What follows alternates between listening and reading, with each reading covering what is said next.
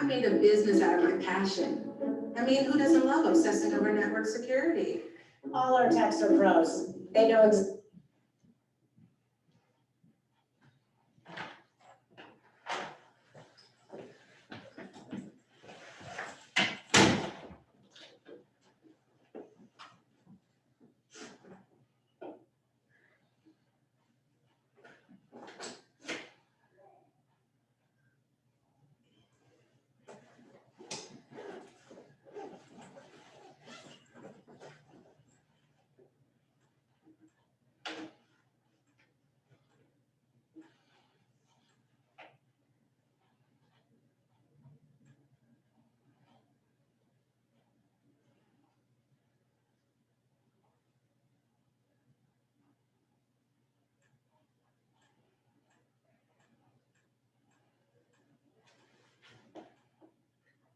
In Los Angeles, it is illegal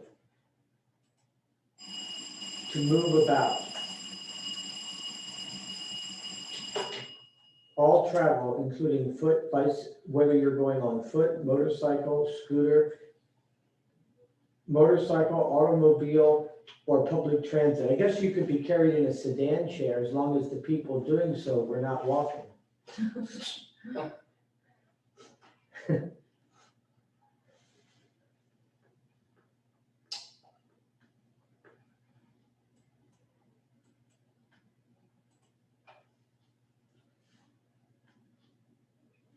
They are getting ready to ban Christmas.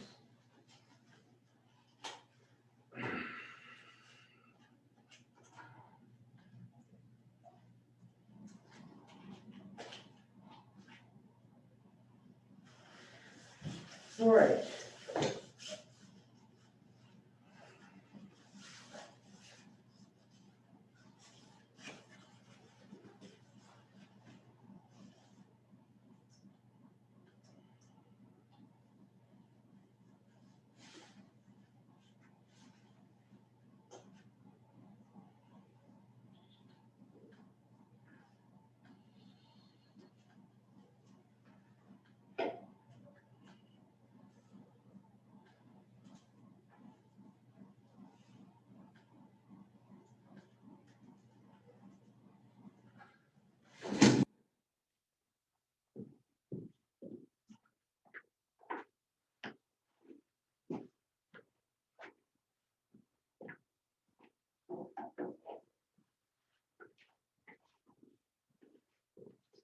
Okay, so,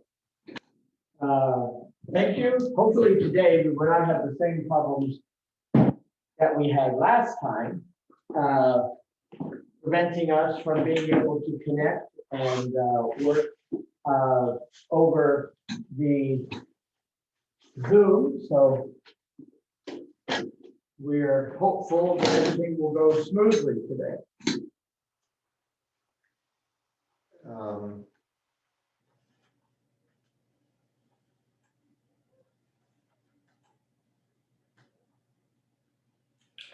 Okay, so let's pray. Father, we do thank you for your special care and blessing upon us, and that you are with us, especially as we are continuing to study and learn as it relates to youth ministry and its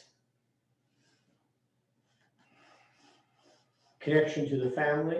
We pray that your hand would be upon us and that you would give us the strength that we need. We thank you for your special care for each of us and for your helping us in this class. In Jesus' name we pray, amen. What I will try and do, maybe later on today or whatever, is to make a recording for what we would have gone over last time and to have it posted so that those of you who need that material won't miss it, but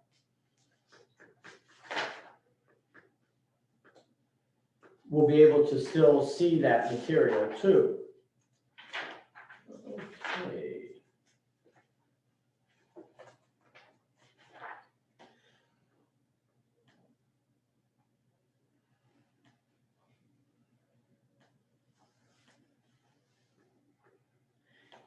from where we were the last time, these were my pictures that you could have seen. This would have been, anyone know what program that was? I don't remember what you said it was. That one is, that is Ozzie and Harriet. And that was a real family. It's interesting that they had a program in which that they talked about family life, in which the family in the show was actually the family. That's true about the Lucy's last show, where her kids were her real kids and so forth. That was an actual family. That's my three dads and the Flintstones.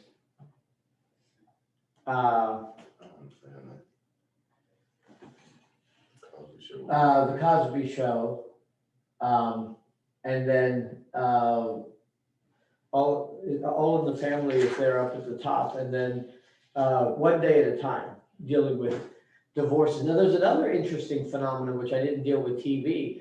That during the 1970s, there was a rash of programs that emphasized single career girls. Like, let's say that girl, Marlo Thomas, and then probably the most iconic feminist show from the 1970s would be the Mary Tyler Moore Show,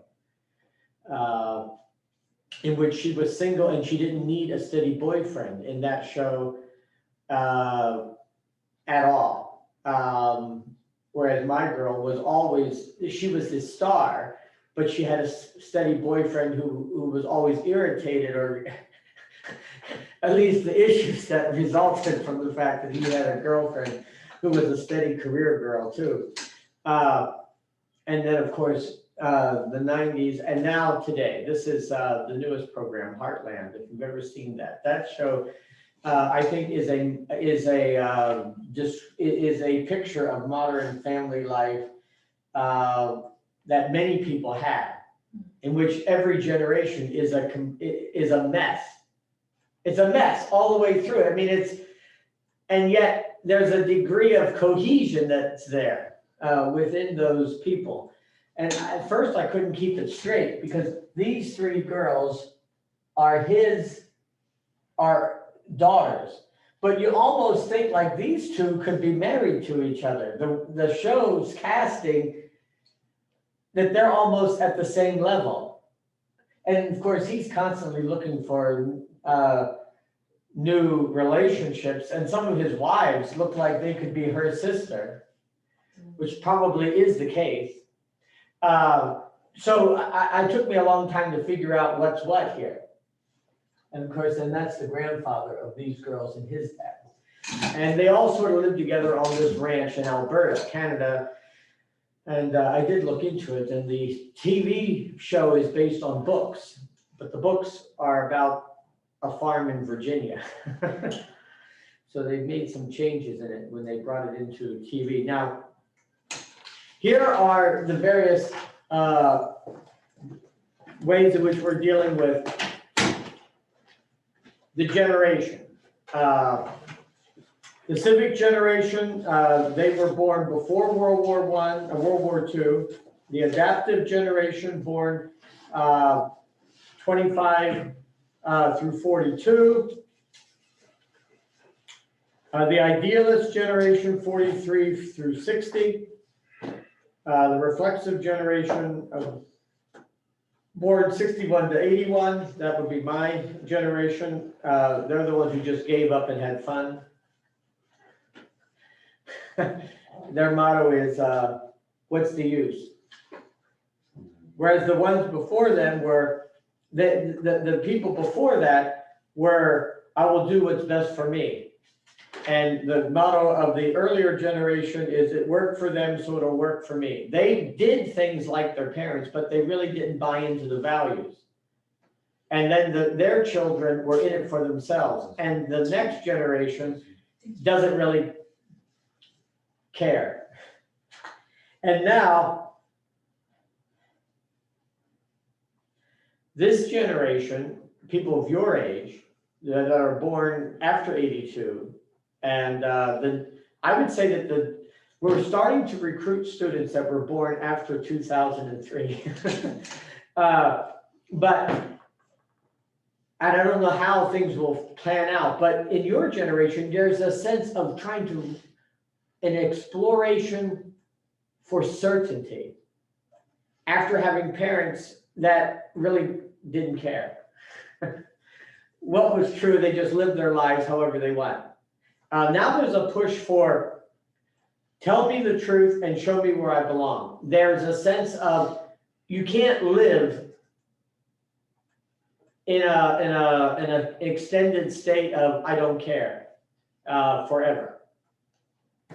Now, defining the characteristics of the new civic generation, and that's the one that we're presently in, or even the one that is emerging in front of us. Now, they care more about community and less about individualism. I would say that there was a period where people were very much into individualism, and even the rebellions of the 1960s was an individualistic rebellion. But now you'll see that collectivism, socialism, and those types of things are far more popular. People are interested in their fellow man and helping others. Tired of interpretations, want to know what's true and trusted.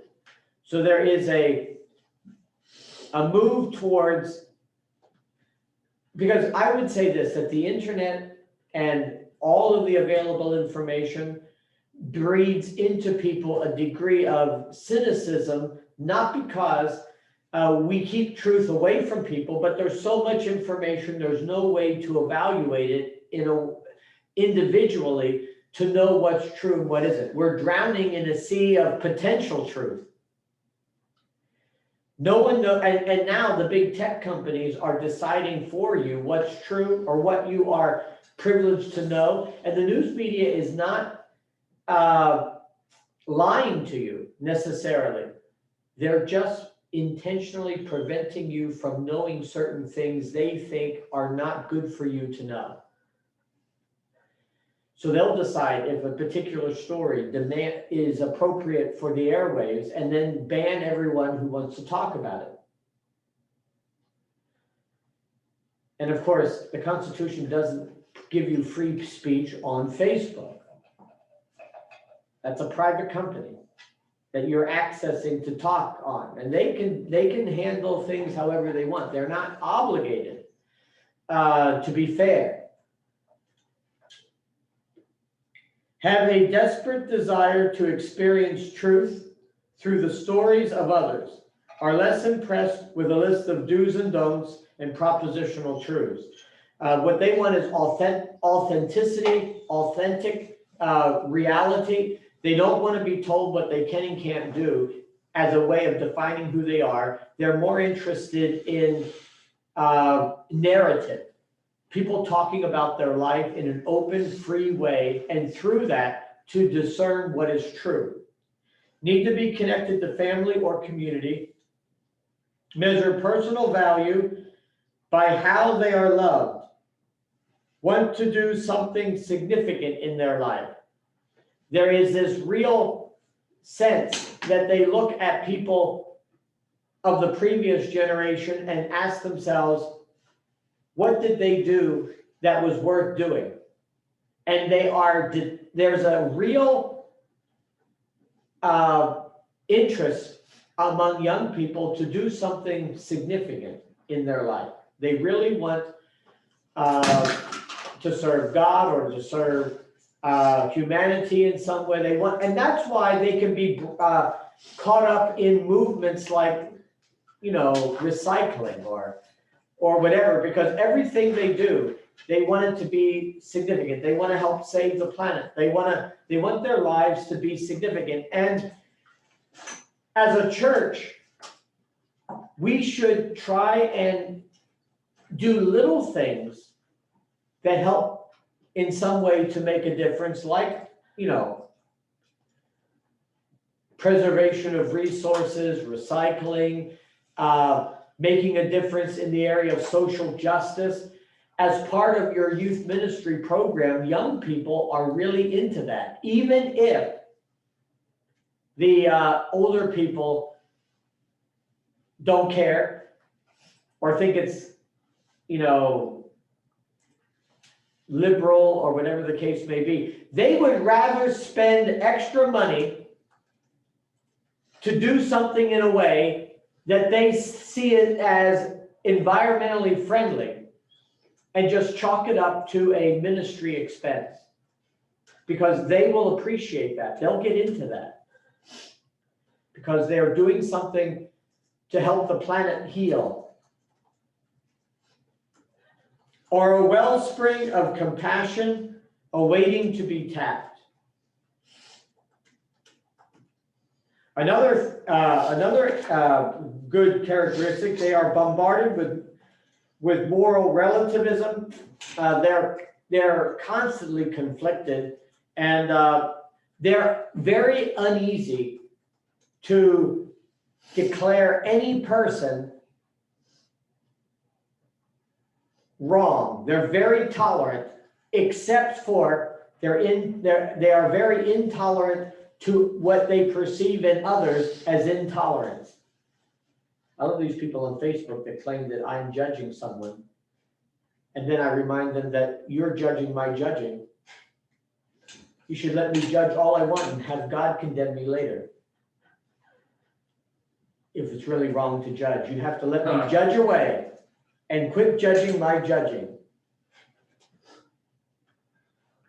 Just let me judge away and have Jesus deal with me later. Obviously, you can't condemn my condemning of others. That's a contradiction. You have to let me condemn. Leave the vengeance to him. Yeah, leave the judgment to him. If I'm wrong, he'll deal with it.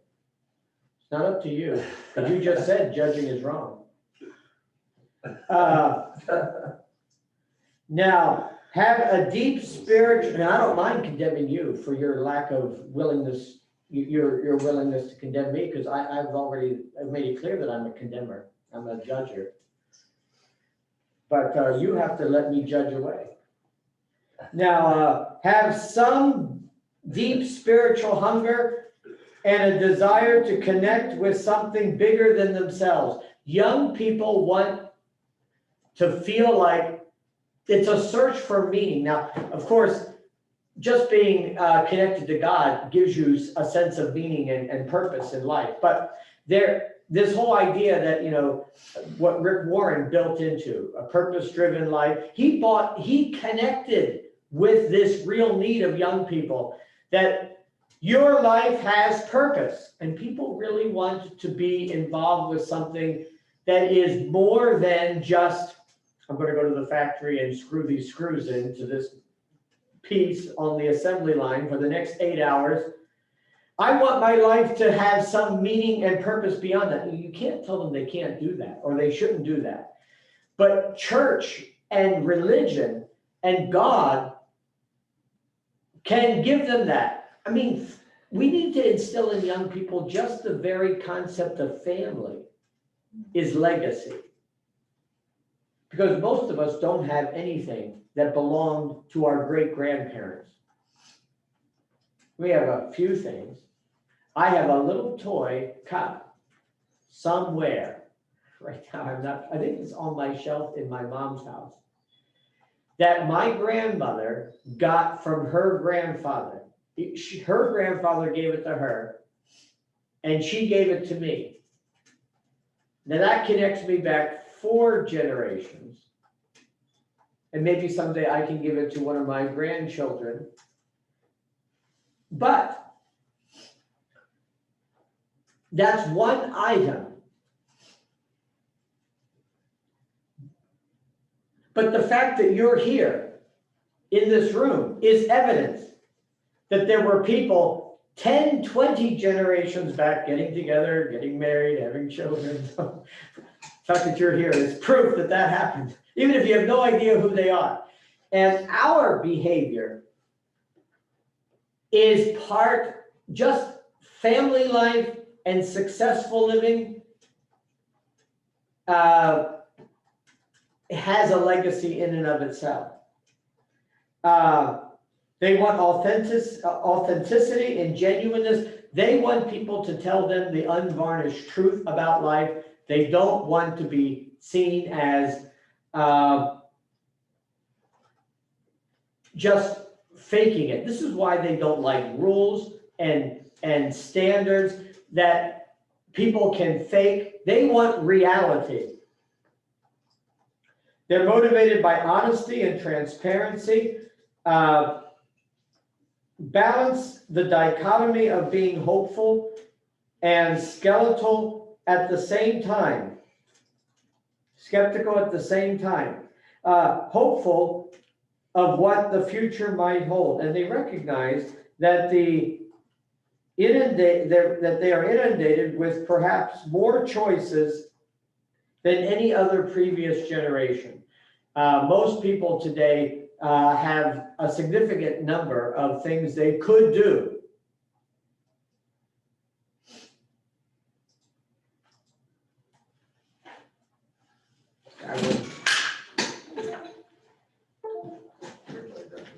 Yeah, I need to take care of this over here too. I'll get this back up. My chair is always connected.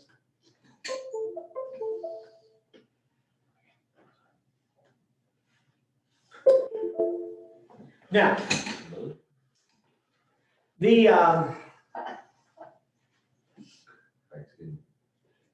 the crisis of today's family. Now, there are various kinds of families and what we might see. Now, one of the things is what we might call the immature Christian parent. According to the 1990 Search Institute report, only 15% of men between the ages of 40 and 59 had a mature integrated faith. That is, only 85% of our young people come from homes with a father to set an example of faith and discipleship. 83%, or 9 out of 10 of 9th and 10th grade boys have an underdeveloped faith. What this would mean is that over half of 16 to 18-year-olds rarely or ever have family devotions, faith-related projects, or a meaningful spiritual conversation with their parents. In one case, we have a lot of Christians, parents, who are not very mature in their faith themselves. And when that's true, and they're raising children, the children are hampered, and that's why youth ministry in some ways needs to extend to the family out of which they come, even if they come from homes that would be seen as relatively Christian homes. Adult Christians, 61% do not have significant time or money to help others. 66 do not devote time to reading or studying the Bible. And so they don't have devotional time or study. And in some cases, people do work more.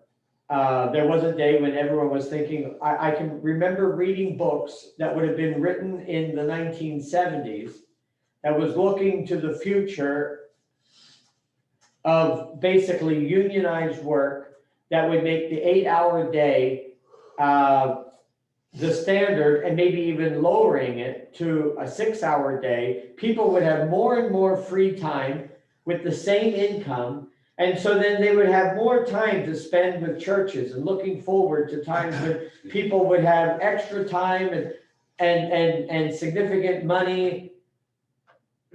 That didn't happen. What happened was, because of economic policies and governmental policies, tax policies, people are actually working more than they did before. Or their income is significantly cut if they are part-time workers. 72% are not involved in Christian education. If they are coming to church, lots of people just come for morning worship now. I can remember when the reverse was true. Sunday school was more popular than church. More people came to Sunday school and they would leave after Sunday school and not stay for church. My home church, back in the 70s and early 80s, there might have been twice as many people in Sunday school as there were for church. And almost no one came for church that didn't come for Sunday school.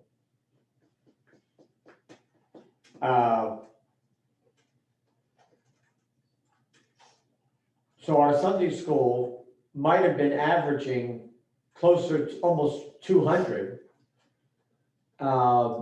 But the church never had more than 100 members.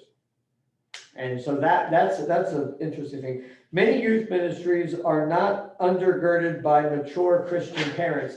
And so we need to keep that in mind as we're designing what our youth ministry is going to look like. Now, the helpless parent. A helpless parent are parents that are victims of their schedules and they are no longer in control of their priorities. And you know that it's very easy for people to get into life and life runs them. This is one of the things when I deal with the spiritual disciplines class, to try and create a legacy where you pray about how to run your day in the morning. Why do you do that? So that you don't let your schedule run you. You try and run your schedule. At some level, you're in control of your life. Because eventually, if you don't, your life will run you.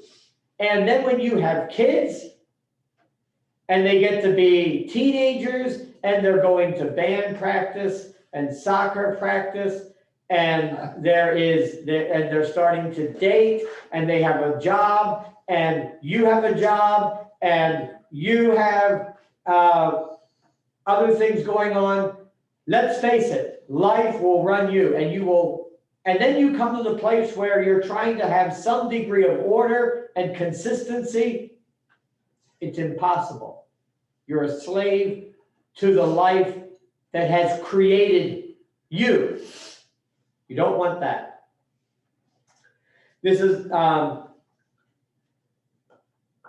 defeated parents may be the 75% or so who say they would not repeat the hassle of having a family. You know that there are people who wish they could get out of family life.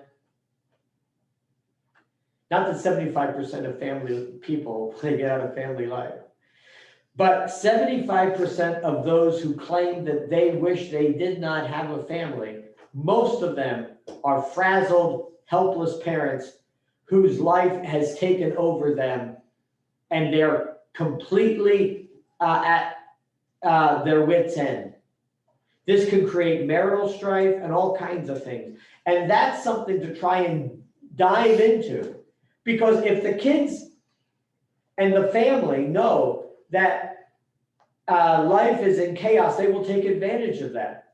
And then to try and impose a sense of discipline and consistency into that family is going to take an awful lot of work.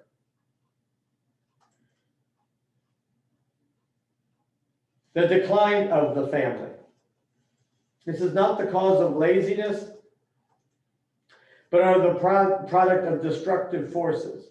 The social institution, the family in America, is increasingly less able to carry out its basic functions. Families are in crisis. The quality of life for America's children is declining in many ways. They may not recognize it because they have an iPad that they are using constantly. But family life is just not as significant as it once was. They deal with youth, with parents having affairs, who committed suicide, who are in prison.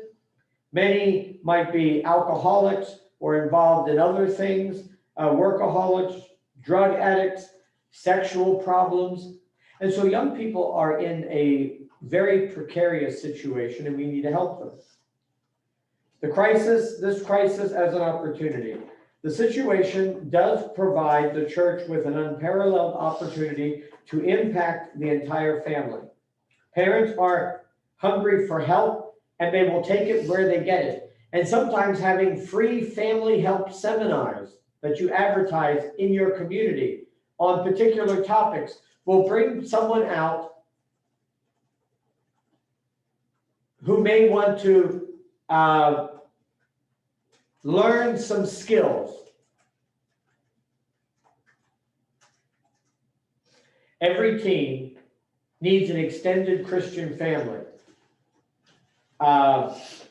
in order to grow spiritually and to develop. That's an important thing.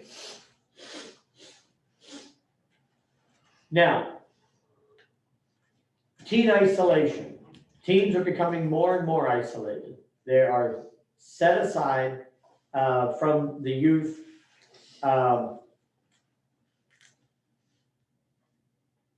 That they are, or the people who they're associated with. Now, the growth of teenage isolation. Neighborhoods. Neighborhoods are not as connected as they once were.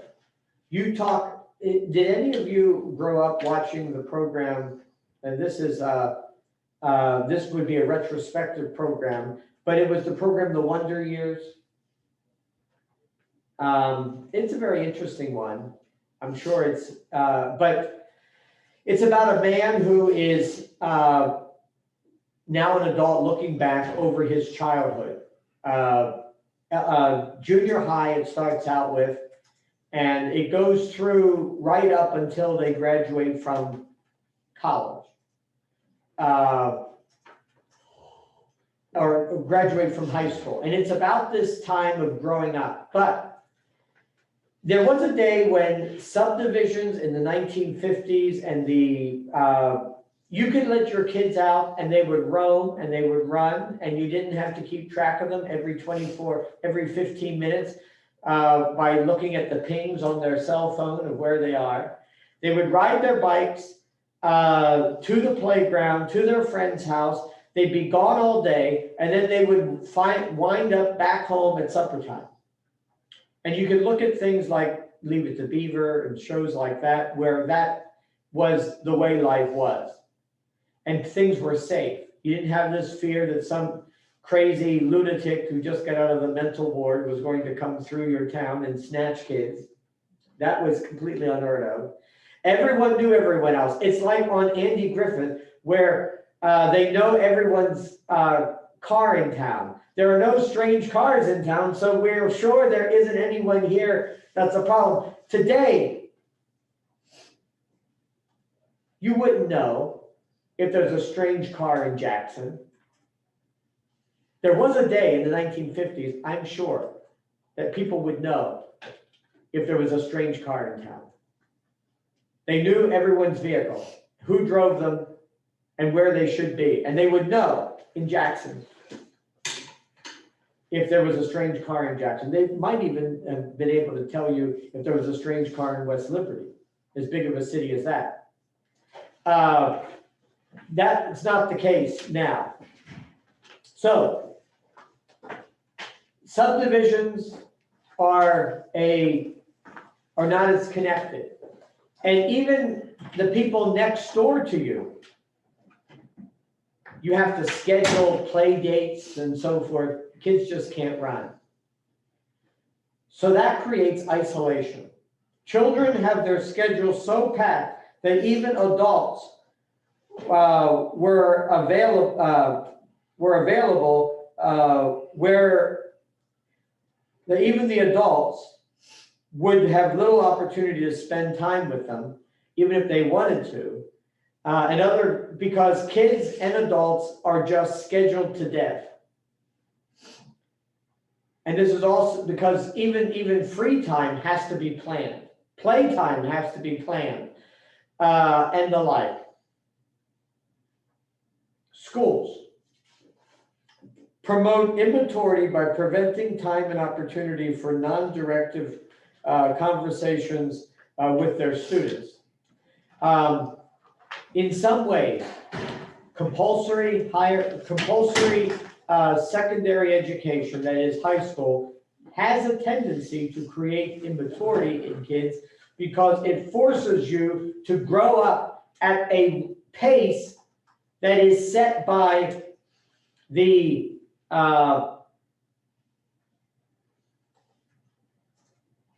powers that be. There was a day when if you felt educated and an adult, you could quit school and get a job. But now you practically have to wait until you're done with high school, even if you don't want to. And that creates a sense of delayed maturity. It can. And now that we're talking about almost the universal requirement of college, junior college or the bachelor's degree, and that is free and so forth, it's going to just push that even further down the road, where a person is obligated to become a mature adult and get a job and do something, if every person is expected to make it through college too. Social activities.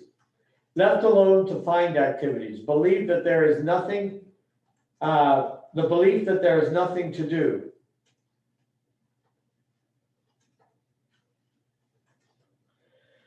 Sometimes maybe just having fun at an adult-free home is the norm, but you look at people who are adults, and there is especially if you read the book Guyland, which I talked about in the earlier part of the lesson where I talk about, but that book lays out the culture for young men in college and young adulthood, where they drink and have sex and all of that, and it's expected. And it's sort of like the kind of lifestyle that is common that got Brett Kavanaugh in trouble during his confirmation hearings. Whether he did that or not, that is common. That kind of behavior is common among people who are now in jobs like that.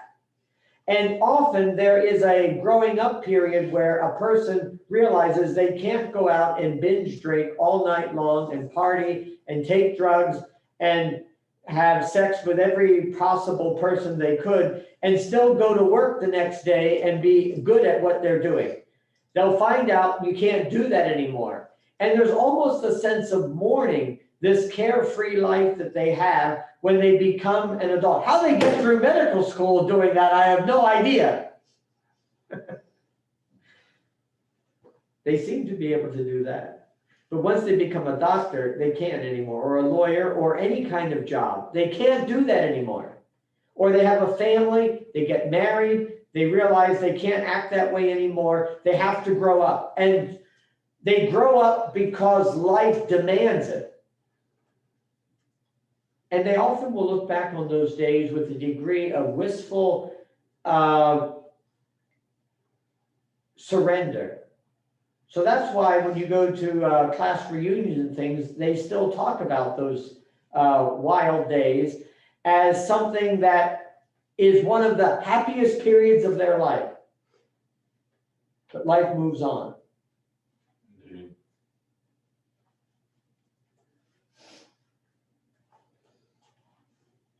Parents often stay out of the kids' way and let them be, their social activities make themselves for the kids. Family time. Natural track of adolescence to enter adulthood is disrupted by busyness. Now, adolescence is a rather modern concept. This idea that there is this in-between stage between childhood and adulthood. Because there was a day when people went directly from what? You were a child, then you became an adult. And as soon as you could carry a lunch pail, you were working. And there were jobs that were specifically designed for kids. Child labor was the norm in lots of places. So as soon as you could, and you only stayed in school, especially after the 8th grade, if you wanted to do a job that required more schooling.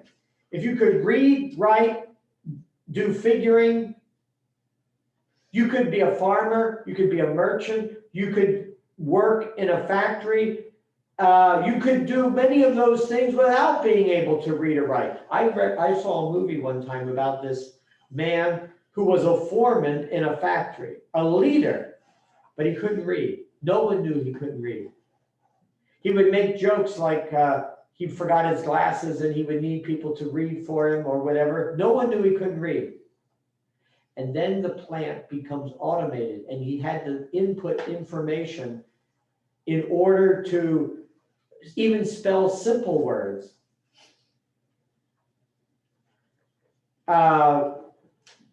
Into computer kiosks to make the production line work. And at one of the key parts of the movie, I wish I could find this and I get this clip for this lesson because I'm just thinking of it now, but there's this confrontation with like a senior leadership. They have the machine there and it's his job to type in something and he says, I can't do it. And they say to him, because this is, he's been dreading this moment. And they're like, you won't do it. You refuse to do it. No, I can't do it. I don't know how to read or write. I can't even write this simple word because I don't know how. And up till now, he was able to do all of the mechanics and fix things and knew how to run the factory and make without having to read or write. You didn't have to know how to read or write before to work in that factory. No one would have known that exactly, but there was never anything he had to write down. He was able to do his job well without having to read and write. Now, because of automation, things are changing. Family life, things are changing. The church is also segmented into ministries in which on family night, you don't stay as a family. You ever notice family night, Wednesday night, the kids go here, the teens go there, the adults go over here, grandma has her own knitting group, whatever the case may be. Bingo. But wouldn't it be nice if you, on family night, that you kept the family together in some kind of activity? Where you have the church working together. Implications for ministry. Try to go 1 month without isolating teenagers from the rest of the church. For 1 month, don't have teen service, don't have youth group, keep everyone together. Discover how many and which adults they spend time with. Establish a task force to determine ways that the church can provide opportunities for the teenagers in the church to build relationships with adults. What does isolation do? Relational retardation. Youth relationality is fragmented, experiences of intimacy that can seldom be sustained. Young people really don't know how to make relationships if they live in this isolated world. They think they do, but they can't. Dating and marriage is fickle and feeling governing commitments. And sometimes this is the reason why they're unable to keep commitments. Sometimes they will refuse to get married. I had a relative, I'm not sure how it is, my cousin's son, so my first cousin once removed. He was married to a lady. They lived together first. They had a child. Then they got married. Then they didn't get along. Then they got divorced. Then they started living together again. and they had another child. I'm really intrigued to know about, the people who say that, you're still married to your first spouse, even if you're remarried. If that person, that's the whole theory, remarriage is wrong because technically God doesn't recognize a divorce. There would be people who take that position. So you're really still married to that first person. What if they pass away? Well, if they pass away, then you're not. But if they're still alive, you are. You're still married to that person. God doesn't recognize the divorce.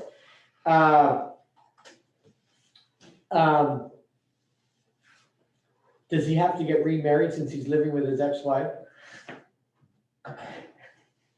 He seems to get along better with her when they're not really committed to each other. Because they tried it first, they were living together, everything was fine, they got married, then they get divorced, and they're living together after they got divorced. But I digress there. I just don't know what to recommend. Seems like they get along better when they're not married, if they still are technically in God's eyes.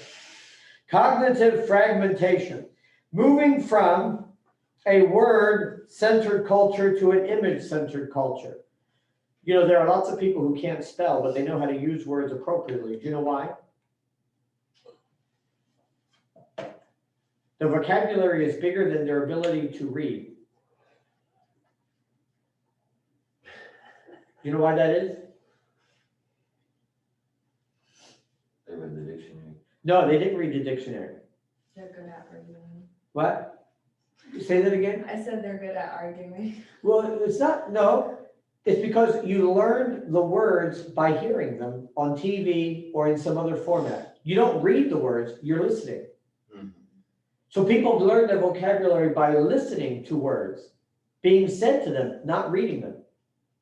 I can remember when I first saw how to spell the word pneumonia. I had said to Mom that William Henry Harrison died of this interesting disease called pneumonia. I said, I never heard of that before. Pneumonia.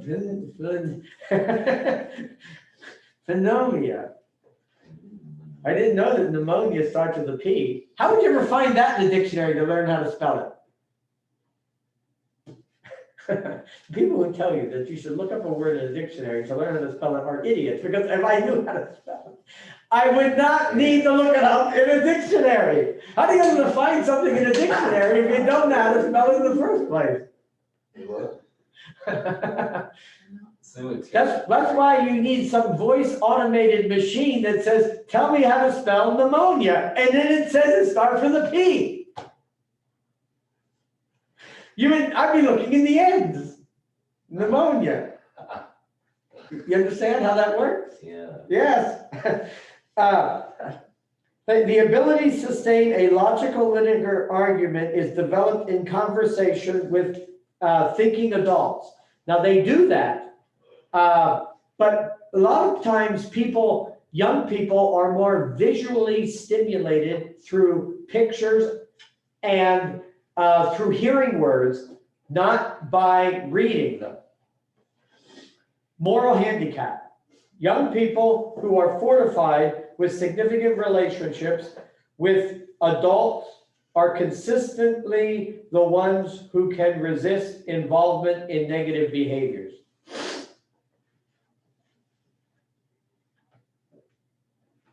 Young people are increasingly unprepared to live as mature adults. Hidden hazard of youth culture. The lines between childhood and adulthood have become increasingly blurry.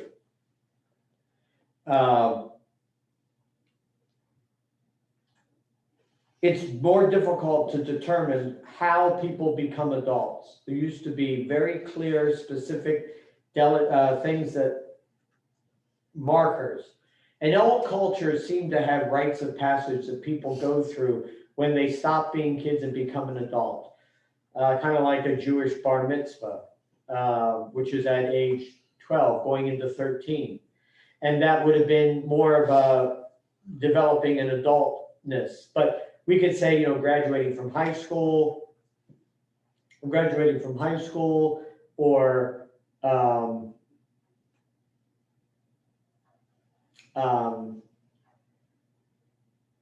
getting married, things along that line.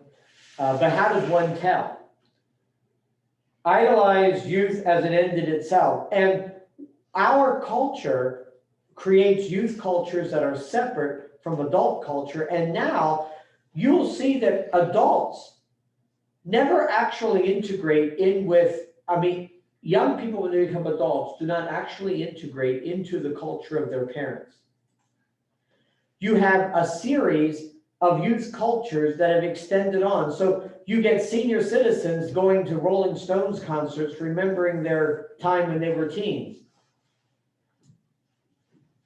Because Mick Jagger is still singing about the things he sang about when he was in his 20s.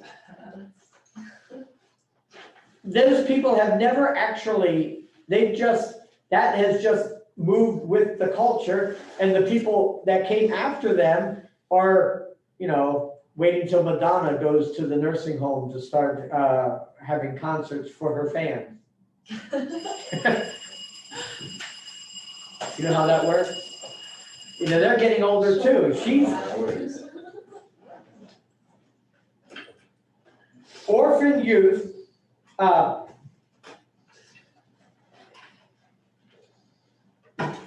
youth sometimes need transition. They can be orphaned by their youth culture, but this is years later. And they'll need help integrating into youth culture as a whole, because it's not sustaining or fulfilling or helpful for them anymore. That is one of the things that we will be involved in doing as an emerging adult or adult discipleship. Okay.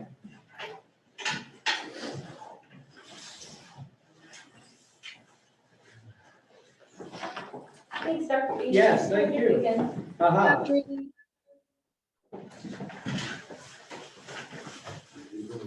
You're welcome.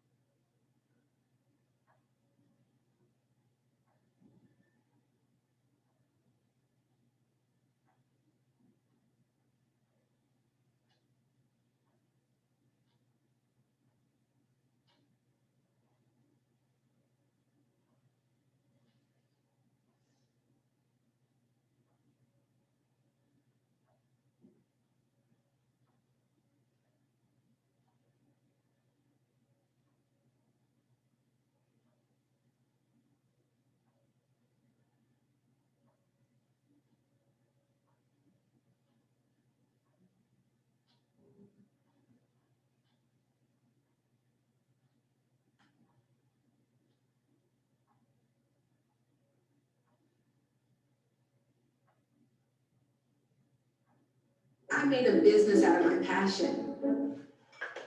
Obsessing over network security. All our techs are pros. They know exactly which parking lots have the strongest signal.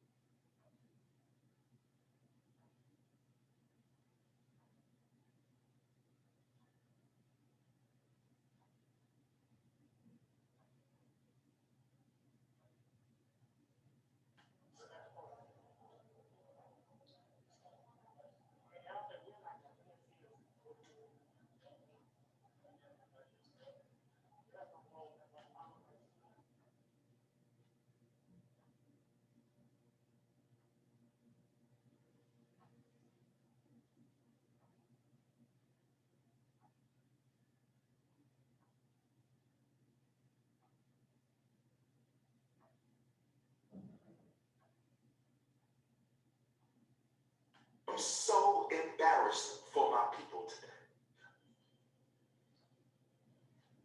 I am so embarrassed for my people today. I am so embarrassed for my people today.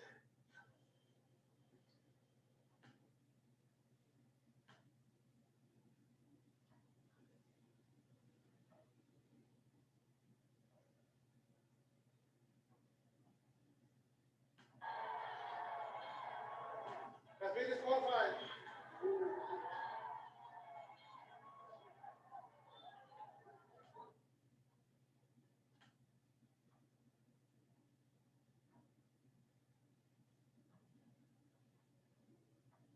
Fouls on defense. We got a person. We got 2 fouls on defense.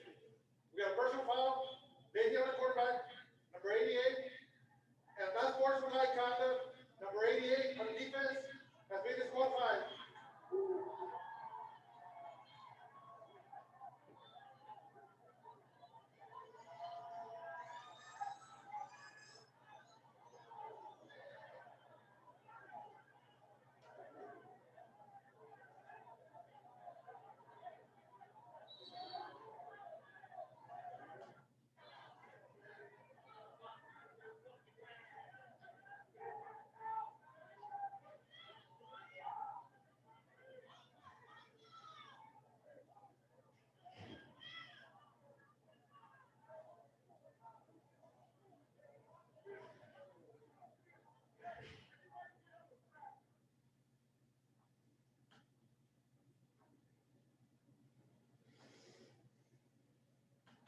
situations in the second quarter in this one?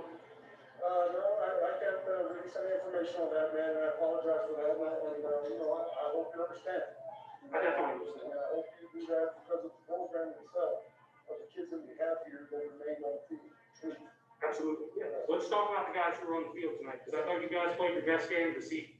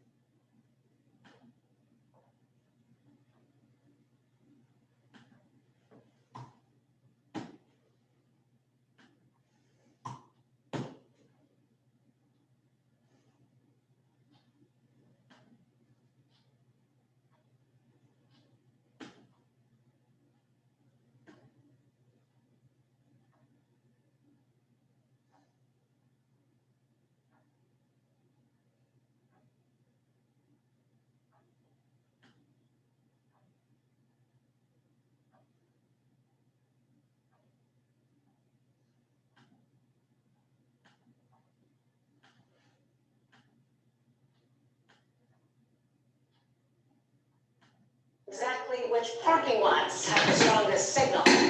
I just don't have the bandwidth for more business. Seriously.